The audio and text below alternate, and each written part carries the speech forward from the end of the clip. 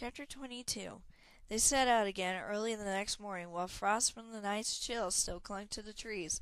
A flock of small gray birds whistled in the branches. Mud pulled his cloak tight around him and rubbed at his eyes. He hadn't slept well, even after his turn at watch. A fiery red dragon haunted his dreams, while the dark face of a beautiful and terrible woman laughed in the background. In his dream, only a thin ray of silver light had kept Mud from the dragon's flames. He was glad when the sun came up to warm them with more natural light. They traveled the high road without much conversation. Mud pushed them hard, fearing for Shannara's life more than ever. Once in a while Drake Cutter grumbled about the prolonged pace, but the others marched on without complaint. When Eridan grew tired, Karak carried him. They reached the high clearance tower by late afternoon. Eridan stopped in the middle of the road and stared up at the structure. His hands twitched as if turning the pages of a book. "That's it, isn't it?" he said. "I've read all about it." "Yes," Mud said. "Come on." He pushed Eridan forward. Drake Cutter was bad enough. Mud didn't need Eridan to go goggle-eyed and slow down their progress, too. Eridan kept talking while he walked beside Mud. "That tower rises over 1,000 feet into the air. Its true name is Dragon Death." Mud gritted his teeth and hurried through the gate. As they made their way across the central courtyard, Eridan pointed to the top of the towering wall in front of him. "That is the spot where the heroic knight Sturm Nightblade fell beneath the Dragon High Lord's spear." Mud's heart beat hard. Said I had told him stories about Sturm Brightblade. Sturm's heroic sacrifice had turned the tide of the war. Mud was no knight, but if the Dark Queen were moving again in the world, he wondered if he would have the courage to stand against her minions, as Sturm had. One thing was for sure.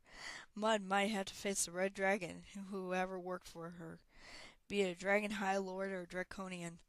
Karak grimaced and strode past Mud out the gate.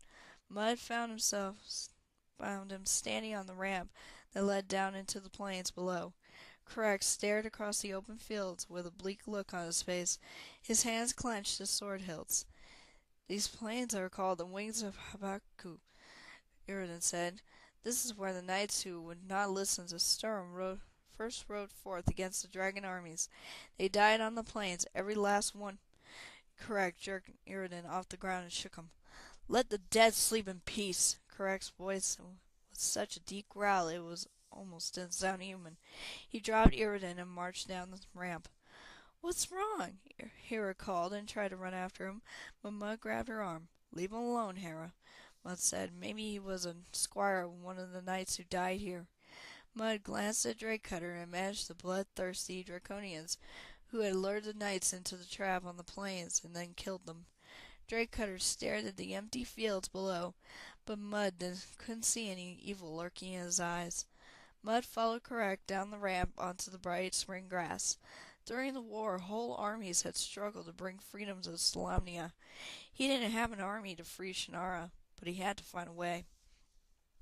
With Hera leading, they skirted the tower and headed up the mountain slopes to the east. The map showed the way up a steep rock slide and over a jagged pass into the mountains beyond. The sun was near setting by the time they struggled to the top of the pass. Mud's lungs burned. He gasped in the thin air. A cold wind whipped the mountainside. If he weren't sweating so hard from the exertion of climbing, he might have pulled out his cloak to keep warm. He came to a rock slide of rough shale that ended at the tree line below. The rocks slipped and clattered beneath his feet, and Mud struggled to keep from sliding down. Drake Cutter used the half of his axe to stay upright. Hera leaped onto the shale with a cry of delight and slid toward the trees, keeping her footing somehow in the spray of rocks and dirt. Her lithe figure seemed to dance down the mountainside. "Hera, you're crazy," Mud said, scrouting down after her. Karak, Drake Cutter, and Eridan followed with more care. "What took you so long?" she said with a coy grin once they all joined her. Mud laughed. Hera pulled out the map and stared at it for a moment, then led him down into the forest. Shadows deepened around them. The wind continued to blow, giving life to the trees, which swayed and groaned, rattling leaves and pine needles. "We better find a place to camp," Mud said. "It's probably not safe stumbling around the mountain in the dark." Hera stopped in a level clearing and let her pack slip to the ground. "Keep the fire small," she ordered. We don't know what might be out there." The forest brooded around them while they ate dinner. Mud finished off his portion of salted pork, gobbled some bread and cheese, then inched closer to the fire and pulled out the gnome's puzzle he had yet to solve. Hero eased over to Iriden. "Now that we told you everything about the silver dragon and the pendant, would you like to tell us how you became a Kinder?" "Why should I?" Iriden said, poking the fire with a stick. "You won't believe me anyway." Hera wrapped her arm around his slender shoulders. "Maybe the others don't believe you're really an elf, but I do. I trust you, Iriden, and you can trust me." Mud looked up from his puzzle, curious to see what the Kinder would say. Drake Cutter snorted and laid out his bedroll by the fire. Karak grimaced. Iriden stabbed the fire with his stick, sending up a shower of sparks and a puff of smoke that blew in Mud's face. Mud coughed and licked his lips. The taste of burnt pine stayed on his tongue. Hera waited quietly for Iriden to speak. Iriden took a deep breath. "I was attending to my clerical duties late one evening. It was dark, and I was almost home when I saw two older clerics hurrying down the road. Their business was none of my affair. I would have continued on my way, but—" An owl hooted in the dark branches above them. Iriden paused and pursed his lips. "Go on," Hera encouraged him. "I heard a muffled cry from something bulky carried beneath one of the cleric's robes," Iriden continued. "A dark fear came over me, and I followed them. They led me into a thick grove of aspen trees where branches huddled together and dense underbrush made the way difficult. At last they came out into a clearing, and I hunched down behind an elder bush watching. The clerics lit 2 candles and set them on either side of a black marble altar. At the head of the altar hunched a fat statue with cold eyes and an oily smile." Karak sucked in a sharp breath.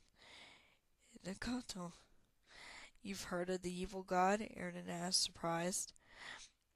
Karak let out a low laugh. "I've known too much evil in my life. They say that Hideko is the only being that can make a deal with the Dark Queen and come out ahead. He's full of mischief and controls all ill-gotten wealth." Iriden nodded, the light and shadow from the fire making his gaunt face look menacing. One of the clerics drew forth a bound elf child from beneath his cloak and tied the boy to the altar. I froze in shock as they chanted a vile prayer to Hideko. These were the same clerics who in broad daylight had taken vows to serve Eli. They were going to sacrifice the child in exchange for being made royalty. In some twisted way they thought they could gain the kingdom's treasures for themselves.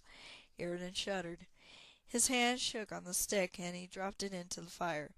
Mud found himself clutching the puzzle so tightly it pressed into his palm. A deep laugh filled the clearing, Iriden whispered, and a cloud of darkness poured from Hideko's mouth, covering the altar. The boy screamed, and I rushed forward from my hiding place. I fumbled to untie the child from the altar, but one of the clerics grabbed me from behind. Hera gasped. "But what happened to the child? How did you get free?" I smashed the cleric in the face with my fist. He let go just long enough for me to free the boy and tell him to run. Then they both had their hands on me. All the while Hideko laughed. One of the clerics drew out a dagger and lifted it over my heart. Iriden fell silent. The fire crackled. Smoke lifted up between the pine branches above. Mud clamped his mouth shut and stared at the burning embers. As much as he wanted to hear the end of the story, he couldn't bring himself to urge Iriden on with the tale. Mud put another log on to the fire. Iriden's dark story made him shudder, and he wished for more light despite Hera's warning to keep the fire small. The flames licked skyward with a comforting yellow glow. "But they didn't kill you?" Karak asked Iriden, urging him to continue. "No." Iriden's voice shook. "Hideko stopped them. He said I deserved worse than death. Then he cursed me. I cannot describe the pain. It seemed to go on forever. When it stopped, one of the clerics grabbed my robes and lifted me into the air. My feet swung back and forth above the ground. I had become a Kinder." "And then what happened? Didn't anyone believe you?" Hera asked, still huddling near the Kinder. "The clerics beat me and threw me out of the city without any word to my father. No one knew, no one who could help me. It took me a long time to get to Palanthas, but I was sure Reverend son Elston could help me regain my true form." Iriden sighed and put his head between his hands. I was wrong. Mud jumped to his feet and stepped away from the fire. I'll take first watch. Erdan's tale made his soul shiver. What if it were true? Mud pushed the idea aside. He didn't want to think about anything so heinous. The night was dark enough already without that. End of chapter 22.